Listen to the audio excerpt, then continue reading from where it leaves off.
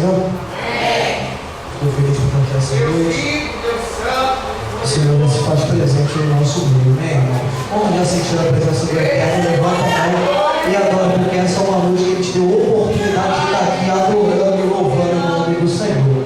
A Bíblia fala em Salmo 150, no verso 6, tudo que tem fôlego, louve ao Senhor. Se tu está aqui hoje respirando, levanta a tua mão e adora o nome do Eterno. Os irmãos querem deixar a próxima citação?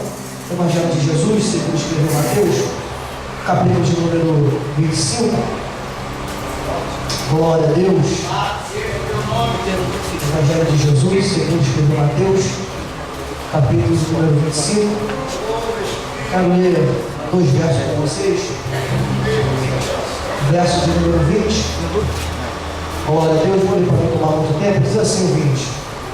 Então aproximou-se o que recebera 5 talentos e trouxe-lhe outros 5 talentos, dizendo: Senhor, entregaste-me 5 talentos, eis aqui outros 5 talentos, que ganhei com eles. O 21. E o seu Senhor lhe disse: bem está, servo bom e fiel. Sobre o pouco foste fiel, sobre muito te colocarei. Entra no gozo do teu Senhor. Meus irmãos, olhem para mim aqui rapidinho. Preste atenção por um minuto. Esse texto é um texto que chamou a minha atenção, porque ele vai contar uma parábola de Jesus Cristo. Jesus está contando uma parábola dizendo que o Senhor, de muitas posses, vai pegar alguns dos seus talentos e vai dar 3 tipos de pessoas. Ele vai dar 5 talentos a um, ele vai dar 2 talentos a outro e vai dar 1 talento a outro. Eu não vi falar sobre aquele que escondeu o talento. O que eu ouvi falar é que aquele que ganhou 5, ele vai granjear e vai ganhar mais 5. O que ganhou 2, ele vai granjear também mais 2.